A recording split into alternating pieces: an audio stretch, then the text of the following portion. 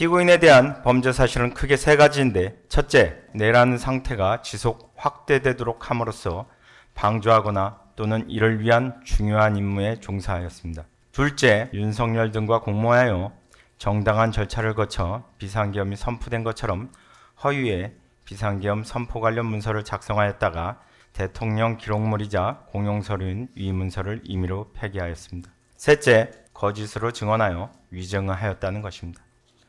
이 전 장관이 가지고 있던 문건 중 하나를 피고인에게 건네주는 모습이고, 피고인은 이 전 장관으로부터 받은 문건을 이와 같이 상세하게 읽어보고 이와 관련하여 이 전 장관과 대화를 나누기도 하는데, 이때 이 전 장관이 웃고 있는 모습도 확인됩니다. 피고인 한덕수에 대한 내란 우두머리 방조 등 사건에 대한 특별검사의 최종 의견 및 구형에 대해 말씀드리도록 하겠습니다. 피고인은 국무총리로 대통령의 제1보좌기관이자 행정부의 2인자이며 국가 최고 정책심의기구인 국무회의의 부의장으로 대통령의 권한이 국민의 기본권과 국가의 이익을 증진시키기 위해 합법적으로 행사되도록 보좌해야 하여야 하고, 잘못된 권한 행사에 대해서는 이를 견제하고 통제해야 할 의무가 있습니다.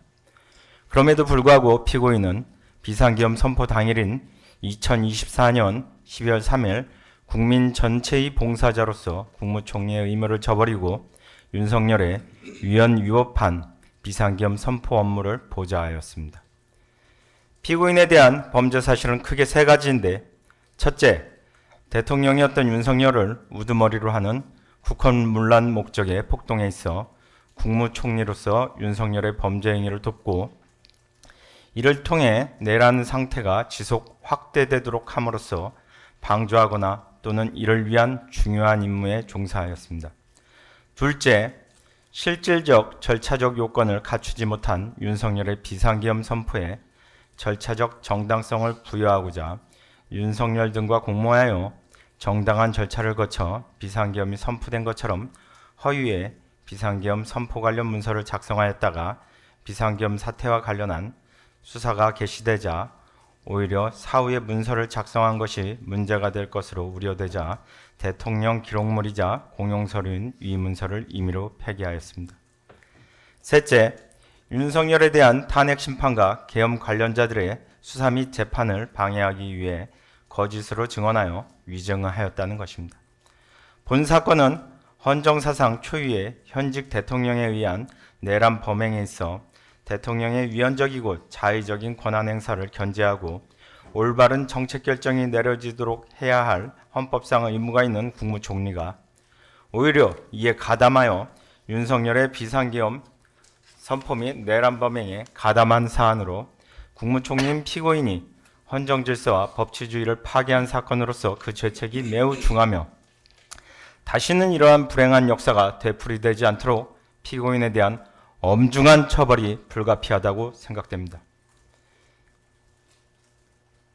특히 피고인은 2024년 9월경 야권에서 제기된 계엄령 준비설에 대해 2024년 9월 3일 국회 예산결산특별위원회에서 계엄은 우리 국민 누구도 받아들일 수 없다. 계엄이 가능하다고 생각한 분들은 정상적인 분이 아니다. 여소야대 상황에서 계엄을 선포한다는 것은 결국 국회의 기능을 정지시킨다는 얘기냐고 발언한 바 있습니다. 즉, 피고인은 12월 3일 상황이 비상계엄 선포 요건에 해당하지 않는다는 사실, 우리 헌법상 국회의 계엄 해제 요구가 있으면 지체 없이 계엄을 해제해야 하므로 여소야대 상황에서 비상계엄을 선포하는 경우 국회 봉쇄 등 국회 기능을 정지하는 조치가 수반될 수밖에 없다는 사실, 국회 기능이 마비되면 계엄 사태가 장기화되고 권력자에 의한 소위 친위 쿠데타는 권력 독점으로 이어진다는 사실을 이미 잘 알고 있었습니다. 그럼에도 피고인은 윤석열의 내란 범행에 가담하였습니다. 또한 윤 전 대통령이 22시 18분경 국무위원들을 상대로 비상계엄 선포의 당위성 등을 말하면서 비상계엄을 선포하기 위해 자리에서 일어나는데, 그 과정에서 피고인은 고개를 끄덕이며 윤 전 대통령의 말에 동조하는 듯한 모습도 확인되었습니다. 고개를 끄덕이는 피고인의 모습입니다.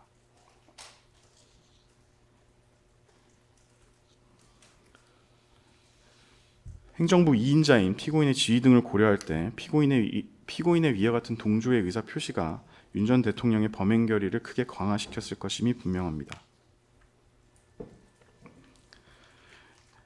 윤 전 대통령이 비상계엄을 선포한 이후 피고인의 행동 등에서도 피고인이 윤 전 대통령에게 동조하는 모습이 확인됩니다. 비상계엄 선포 후 윤 전 대통령은 장관들뿐만 아니라 피고인에게도 지시사항을 하달했는데 그 지시는 향후 대통령이 참석해야 하는 행사 등에 대신 참석해달라는 것이었습니다.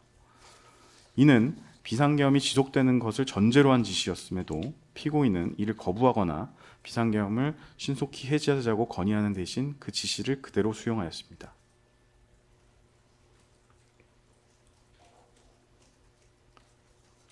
이 장면은 비상계엄 선포 이후 윤 전 대통령이 참모들과 회의를 하는 모습입니다. 이때 회의장 안쪽에 있는 이상민 장관 등이 강희구 전 부속실장을 불러 무엇인가를 이야기하는 모습입니다.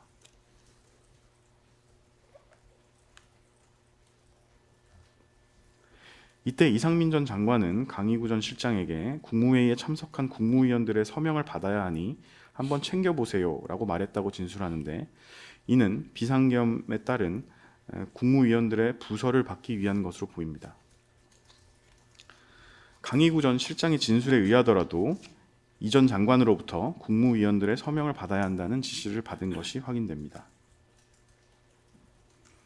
이러한 상황에서 피고인은 국무위원들의 부서를 받기 위해 서명에 반대하는 국무위원들을 설득하기까지 하였습니다. 비상계엄 선포 이후 강희구 전 부속실장이 국무위원들에게 서명을 요구하고 대접견실을 나가려던 일부 국무위원들이 다시 대접견실로 들어오게 됩니다. 그런데 이때 국무위원들 간에 서명을 해야 한다는 의견과 할 수 없다는 의견이 나뉘어 의견 충돌이 발생하였습니다.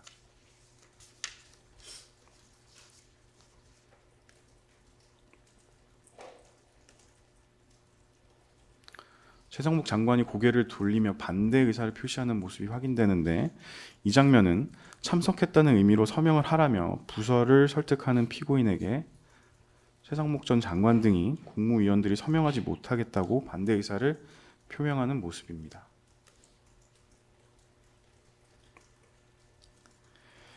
이에 대해 피고인은 자신이 최상목 전 장관 등에게 대통령실에 같이 모여서 참석하였다는 의미로 서명할 수 있는 것 아니냐라고 말했다고 진술하였습니다. 이는 곧 사실상 자신이 국무위원들에게 부서를 할 것을 설득하였다는 것을 사실상 인정한 것이라고 할 것입니다.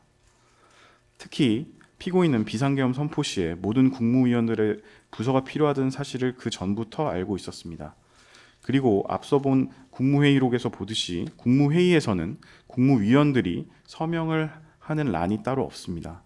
따라서 피고인이 국무위원들에게 말한 서명은 비상계엄 선포에 따른 부서임이 분명하다고 할 것입니다. 한편 윤 전 대통령은 비상계엄을 선포한 후 대접견실에 들렀다가 집무실로 들어가기 전 이상민 전 장관에게 경찰 및 소방에 전화하여 단전단수 조치를 확실하게 이행하라는 뜻으로 전화하는 모습의 손동작을 한 것으로 확인되었습니다.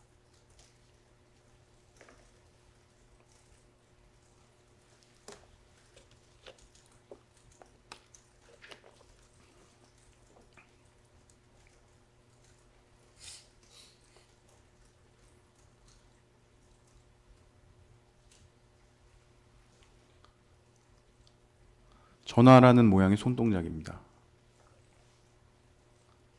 피고인은 바로 앞에서 이 상황을 모두 지켜보고 있음이 확인됩니다.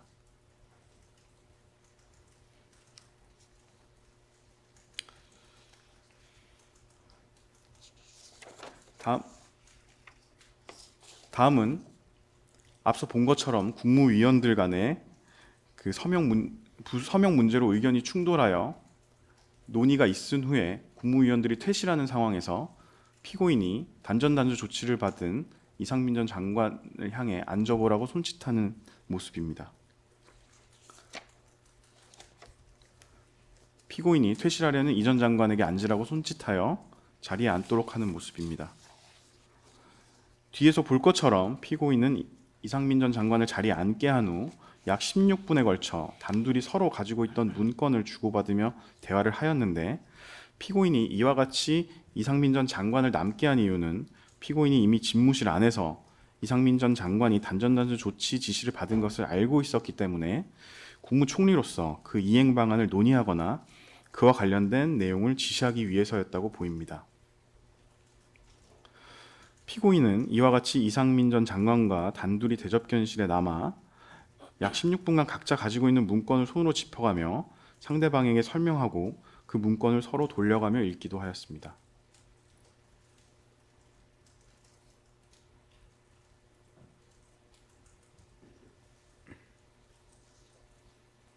이 전 장관이 본인의 문건을 피고인에게 보여주며 서로 대화하는 모습이고, 피고인도 자신이 가지고 있는 문건을 하나하나 살펴보며 상호 논의하는 모습이 확인됩니다.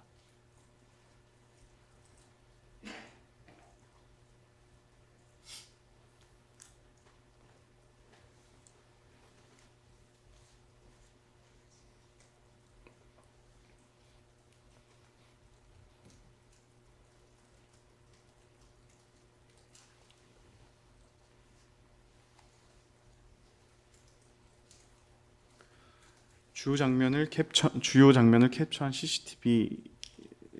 CCTV를 캡처한 주요 장면 사진입니다. 이 전 장관이 상의 안주머니에서 꺼낸 문건을 피고인에게 보여주는 모습입니다. 이 전 장관이 가지고 있던 문건 중 하나를 피고인에게 건네주는 모습이고, 피고인은 이 전 장관으로부터 받은 문건을 이와 같이 상세하게 읽어보고 이와 관련하여 이 전 장관과 대화를 나누기도 하는데, 이때 이 전 장관이 웃고 있는 모습도 확인됩니다. 또한 피고인은 이 전 장관으로부터 받은 문건을 손가락으로 가리키며 이 전 장관에게 무엇인가 이야기하고 이 전 장관이 고개를 끄덕이기도 합니다. 또한 피고인은 이 전 장관으로부터 이 전 장관이 가지고 있던 모든 문건을 건네받았고 이 전 장관으로부터 이에 대해 설명을 듣기도 하였습니다. 이 전 장관이 자리에서 일어선 채 피고인에게 문건의 어느 부분을 가리키며 설명하고 피고인이 이를 확인하는 모습입니다.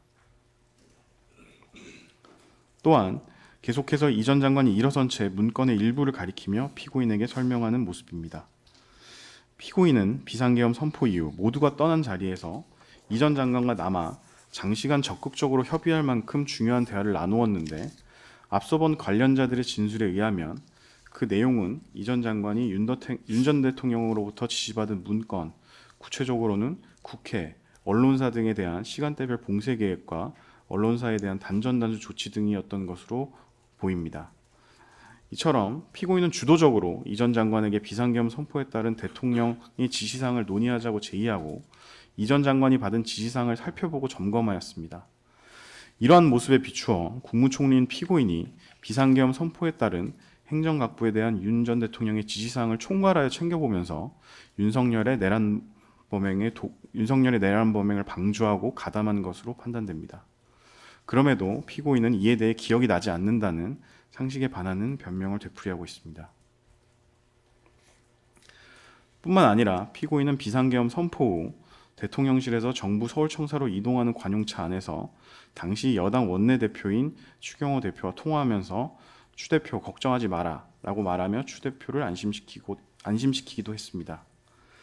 당시는 비상계엄이 선포된 급박한 상황이었는데, 이러한 상황에서 추경호 전 대표와 23시 11분경부터 약 7분 32초간 통화를 하였고, 그러한 상황임에도 피고인은 원내대표를 안심시키면서 마치 비상계엄이 윤 전 대통령이 계획한 대로 진행될 것이라는 신뢰를 부여하기까지 하였는데, 그 이후 추경호 전 대표는 여당 의원들의 소집 장소를 변경하였고, 그 결과 여당 의원 상당수가 국회 본회의장으로 가지 못하여 국회의 비상계엄 해제 요구 결의가 지연되는 결과를 초래하였습니다. 이와 같은 상황, 그러한 통화 이후 윤 전 대통령은 계엄군 사령관들에게 본회의장으로 들어가 의원들을 끌고 나오라는 등의 지시를 하였고, 보시는 것처럼 헌정질서 침해 상태는 계속되었습니다.